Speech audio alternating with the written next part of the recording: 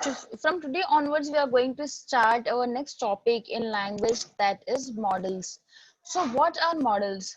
Models are, they are some actually kind of auxiliary verbs that are used to express the mode or manner of the action. Okay, जिस mode या जिस manner में action को कहा जा रहा है, एक्सप्रेस किया जा रहा है, वो होते हैं मॉडल्स. उन वर्ड्स को मॉडल्स कहा जाता है. ओके,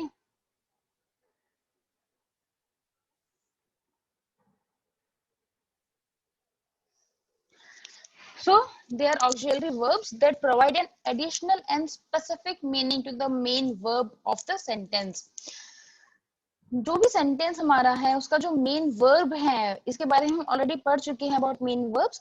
तो जो मेन वर्ब है उस वर्ब का एडिशनल एंड स्पेसिफिक मीनिंग जो वर्ड्स बताते हैं, उन वर्ड्स को मॉडल्स कहते हैं. Okay, they are auxiliary verbs, that is kind of helping verbs जो एडिशनल या स्पेसिफिक मीनिंग बताते हैं मेन वर्ब का.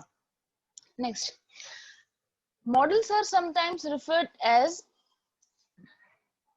to model auxiliary verbs because they help other verbs. So जो model verbs होते हैं उन्हें model auxiliary verbs भी कहा जाता है. Why? Because they help other verbs. Okay, so I'm repeating again, models वो verbs होते हैं जो कि main verb का जो meaning है उसका एक specific meaning define करते हैं, and models को auxiliary verbs भी कहते हैं. क्यों? क्योंकि क्योंकि एक तरीके से they are helping verbs. Okay, now what are modals? कौन कौन से वर्ड्स हैं जो कि मॉडल्स आते हैं? They are can, could, may, might, must, shall, should, will, would, ought to. So these are the verbs that are considered as modals or auxiliary verbs or helping verbs. Okay, so I'm repeating it again. What are modals? Modals are auxiliary verbs that provide an additional and specific meaning to the main verb. Okay. Next, modals को auxiliary verbs या helping verbs भी कहते हैं because ये एक specify कर रहे हैं verb को. And modals जो verbs होते हैं वो हैं can, could, may, might, must, shall, should, will, would, ought to. So these are the verbs that are considered as modals. Now we will see about the use of each and every verb. Okay, each and every modal verb. Next is how do we use models? जो हमारा sentence form होगा वो किस तरीके से होगा? Like जब मैंने टेंसेस के बारे में बताया था उस टाइम पे मैंने स्ट्रक्चर के बारे में बताया था. हर एक टेंस और हर एक टेंस फॉर्म का स्ट्रक्चर कैसे फॉर्म होता है, दैट इज सेंटेंस कैसे फॉर्म होता है, ये मैंने बताया था. सो लाइकवाइज मॉडल्स का भी स्ट्रक्चर होता है कि किस वे में कहाँ पर मॉडल वर्ब आएगा सेंटेंस में. ठीक है, तो वो आएगा, सब्जेक्ट होगा और वर्ब होगा, उन दोनों के बीच में जो वर्ड आएगा वो होगा मॉडल. ओके, सब्जेक्ट और वर्ब के बीच में जो वर्ड आएगा वो होगा modal. That is S is subject, V is verb and the M stands for modals. So modal हमेशा वर्ब के एग्जैक्ट पहले आता है सो दैट वो वर्ब का एक स्पेसिफिक मीनिंग डिफाइन कर सके. Example, Mary could play the piano. अब यहाँ पे सब्जेक्ट है मैरी, verb है play. What is verb? Verb is doing work. Any word that signify a kind of work is verb. Okay, so our model is could. ठीक है, Mary could play the piano. Now what does the could stands for? Could is showing the ability of Mary playing the piano. Okay, so model जो है वो subject और verb के बीच में आता है. Mary could play the piano. See, blue color stands for subject, orange stands for model, and yellow stands for verb. Okay, Mary could play the piano.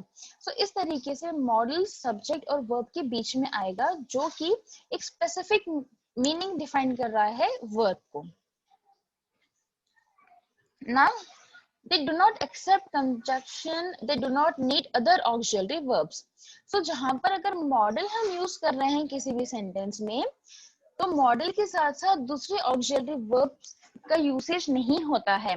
ये कैसे होगा ये मैं आगे आपको एग्जांपल्स में अगेन एक्सप्लेन करूंगी. ओके, So जहां पर भी मॉडल्स यूज होते हैं वहां पर दूसरे ऑक्सिलरी वर्ब्स यूज नहीं होते हैं. नाउ फॉर्म क्या है? There is no S in singular. ठीक है, जहां पर भी हम सिंगुलर की बात करते हैं वहां पर S at the end S add नहीं होता है. ठीक है, देयर इज नो डू और डज इन द क्वेश्चन.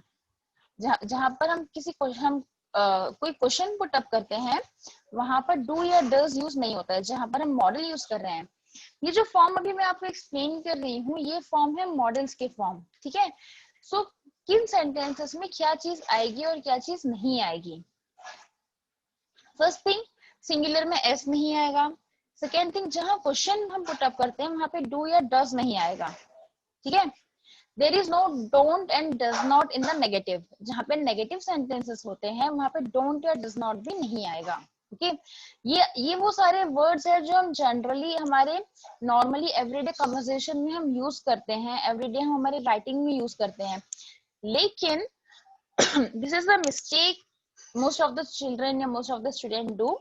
जहां पर हम मॉडल यूज कर लेते हैं एक बार सेंटेंस में वहां पे ये सारे वर्ड नहीं आते हैं. ओके, ये कैसे होगा? I'll show it to you.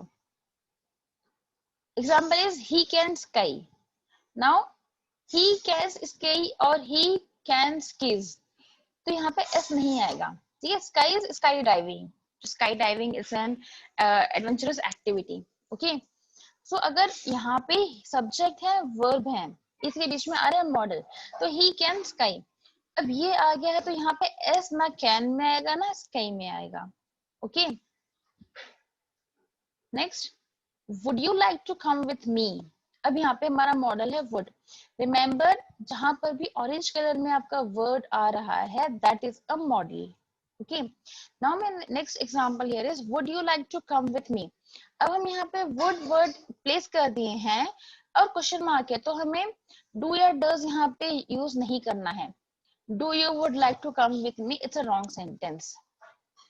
Okay, so अगर हम जहां पे मॉडल पुट अप कर रहे हैं would you like to come with me, would आ गया है तो डू या डज आपके क्वेश्चन में नहीं आएगा. जनरली हम क्वेश्चन में यूज करते हैं डू और डज, लेकिन जहां मॉडल यूज कर रहे हैं वहां पे डू या डज भी नहीं आएगा. Okay, this is incorrect sentence. Now they can't be serious. अब नेगेटिव सेंटेंस है, यहाँ पे पॉजिटिव में हमने कैन कहा था, नेगेटिव है कांट आ गया है. दे can't be serious. Okay, they don't can be serious. okay. So आप can वर्ड यूज करने के लिए don't लगा के अगर आप सोचोगे कि मीनिंग नेगेटिव हो जाएगा तो आपका पूरा का पूरा सेंटेंस ही गलत है. तो आप इस तरीके से नहीं लिखोगे they don't can be serious. okay, they can't be serious. it itself is making complete sense. तो यहाँ पे अगेन आपको सॉरी अगेन आपको नेगेटिव सेंटेंस में don't या does not नहीं लगाना है. okay, I'm explaining these forms again. First thing is there is no s in singular. जहां पे singular subject है वहां पर s word कहीं नहीं आएगा. ठीक है, ना वो verb में आएगा ना वो model में आएगा. नाउ जहां पे आप क्वेश्चन मार्क लगा रहे हो, जो आपके इंटेरोगेटिव सेंटेंसेस होते हैं, क्वेश्चंस होते हैं, वहां पे डू या डज भी नहीं आएगा. ओके, नेक्स्ट, जो नेगेटिव सेंटेंसेस होंगे वहां पे डोंट या डज नॉट नहीं आएगा. Examples, he can ski. इसका ये करेक्ट सेंटेंस है. Wrong sentence will be he can ski और ही कैन स्कीज. ठीक है, ये रॉन्ग सेंटेंस है. Next question, would you like to come with me. अब यहाँ पे हम ऑलरेडी हम वुड लगा दिए, इटसेल्फ इज मेकिंग सेंस कि हम पूछ रहे हैं कि क्या आप आओगे हमारे साथ. ठीक है, अब यहाँ पर हमें डू या डज नहीं लगाना है. Do you would like to come with me, again it's a wrong sentence. Next, they can't be serious. ठीक है, अब कांट आ रहा है, नेगेटिव सेंटेंस है, तो हमें अगेन यहाँ पर they don't can be serious नहीं आएगा. ओके, ये है फॉर्म जिस तरीके से मॉडल्स यूज करेंगे. और मॉडल यूज करेंगे तो जैसे कि पहले मैंने कहा था, जहां पे मॉडल्स आ रहे हैं वहां पे दूसरे ऑक्सिलरी वर्ब्स या हेल्पिंग वर्ब्स नहीं आएंगे. Okay, so this is the form of using models. Next,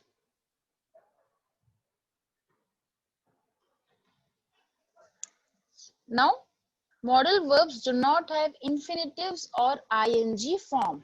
ठीक है, मॉडल्स में इंफिनिटी आईएनजी, जैसे कि हम कंटिन्यूअस टेंस के कंटिन्यूअस फॉर्म में हमने देखा था कि आईएनजी हम ऐड करते हैं, है ना, लेकिन मॉडल्स जहाँ पे हम यूज करेंगे वहां पे आईएनजी फॉर्म ऑफ वर्ब नहीं आएगा। Okay, for example to can, ये कैनिंग, टू मस्ट या मस्टिंग, हम कैन यूज करेंगे, हम मस्ट यूज करेंगे, लेकिन हम कैनिंग या मस्टिंग हम अगर हमारा सेंटेंस कंटिन्यूअस फॉर्म में भी है तो वर्ब में आईएनजी आ सकता है, लेकिन मॉडल में आईएनजी ऐड नहीं होगा। बहुत सारे स्टूडेंट्स इस तरीके की मिस्टेक कर देते हैं। ठीक है, सो वर्ब में आईएनजी आएगा लेकिन मॉडल में आईएनजी नहीं आएगा। सो एंड फर्दर, इसके साथ हम इन्फिनिटिव्स, इन्फिनिटिव्स मतलब टू भी एड ऑन नहीं होगा। ही कैन स्विम, ठीक है, if my sentence is he can swim, मुझे बताना है कि वो स्विमिंग कर सकता है, तो आई जस्ट सिंपली से ही कैन स्विम, तो मुझे यहाँ पे कैन के पहले टू नहीं लगाना है और या मुझे कैन के बाद आईएनजी भी नहीं लगाना है। ठीक है, मस्ट, अगर मैं मस्ट का सेंटेंस कहूँ सेम में, ही मस्ट लर्न स्विमिंग, ठीक है, ही मस्ट लर्न स्विमिंग, कि मैं कह रही हूँ कि उसे अब स्विमिंग सीख लेना चाहिए। ओके, तो यहाँ पर भी मुझे ना टू ऐड करना है ना मुझे मस्ट के साथ आईएनजी यूज करना है, सिर्फ कैन या must itself is making complete sense. Next, model verbs are followed by an infinitive without to। ठीक है, माइंडेड, यहाँ पे हमें टू वर्ड यूज नहीं करना है, sentence will be without the word to. ठीक है, here are the examples, she must study. Okay, यहाँ पे क्या कह रहे हैं, उसे पढ़ाई करनी चाहिए, शी मस्ट स्टडी। तो जो भी मॉडल्स हम यहाँ पे यूज कर रहे हैं उसमें ना आईएनजी आएगा ना ही टू आएगा। She must study, we should have gone the other way, ठीक है, हमें शायद दूसरे वे से जाना चाहिए था। he could play football in his youth, ठीक है, एक जनरल एबिलिटी बता रहा है यहाँ पे कि जब वो यंग था तब वो फुटबॉल खेल सकता था। अभी I am just explaining you the form and the formation of sentences using models. Now I will later on I will explain you about the use of each and every word of model. Okay, so model verbs, they don't have infinitives, infinitives that is to, इसमें ing भी नहीं आता है, the word itself, the model verb itself is making complete sense. Further, model verbs are followed by infinitive without to, ठीक है, यहाँ पे to use नहीं होगा। Here are some examples, she must study, we should have gone the other way, he could play football in his youth। Okay, इस तरीके से आपके सेंटेंसेस आएंगे, तो आपको एस वर्ड नहीं यूज करना है, डू डज यूज नहीं करना है, डोंट डज नॉट यूज नहीं करना है, आईएनजी यूज नहीं करना है, टू यूज नहीं करना है। जहां मॉडल आ रहे हैं वहां पे ये सारी चीजें आपको यूज नहीं करनी है, and you have to follow all these rules while writing the sentences either in your any in your story writing or article or essay or even in your normal question and answers. You need to follow all these rules, then only you could score good marks. Okay, next, modal verbs do not have all the tenses. This is again very important one. Modal verbs do not have all the tenses. For example, modal verbs use other verbs to complete the tenses. Okay, modal verb में सारे tenses नहीं होते हैं, लेकिन modal verbs जो हैं वो help करते हैं दूसरे वर्ब्स को, जिससे कि टेंसेस एक का कंप्लीट सेंस बन सके। ठीक है, can is completed with be able to, must is completed with have to. ठीक है, मतलब हम कैन की जगह हम यूज कर सकते हैं be able to, and must की जगह हम यूज कर सकते हैं हैव टू। ठीक है, I'll explain this again with examples. For example, they can play piano. ठीक है, अब they can play piano का दूसरा सेंटेंस be able to में हम क्या कर सकते हैं, they are able to play piano या they are capable of playing piano, और सिंपल सेंटेंस हो जाएगा they can play the piano. Okay, next, they will be able to play the piano in the future. यहाँ पे हम will add कर रहे हैं, be able to हमने टेंसेस में देखा था कि will be आएगा एक साथ जब हम फ्यूचर की बात कर रहे हैं। ठीक है। सो कैन को हम रिप्लेस कर रहे हैं be able to, they can play the piano, they will be able to play the piano in the future। ठीक है, सो इस तरीके से हम सेंटेंसेस हमारा फॉर्म करेंगे। Now next example is must, you must come early. ठीक है, जैसे कि सेकेंड वाला मैंने बताया था, मस्ट रिप्लेस होगा have to, you must come early, and with the use of word have to, the sentence will be you had to come early yesterday। okay, so this is how we will form model sentences, जहां पे हम can will be replaced with be able to, या इसे sentence complete हम कर सकते हैं, and must is completed with have to। okay, and make it sure wherever you could see any word in orange color, that word is actually model। okay, so these are few basic knowledge about models। ठीक है, जहाँ पे किस तरीके से हमें sentence use करना है, क्या हमें यूज करना है, क्या हमें यूज नहीं करना है, ये हमने देखा है कि मॉडल्स क्या हैं, उनका सेंटेंस किस तरीके से फॉर्म होता है, ये भी हमने देखा है। इसके आगे का हम अपने नेक्स्ट क्लास में करेंगे। Okay, so we shall continue this topic in our next class. I hope till here everything is clear to you all। if you have any doubt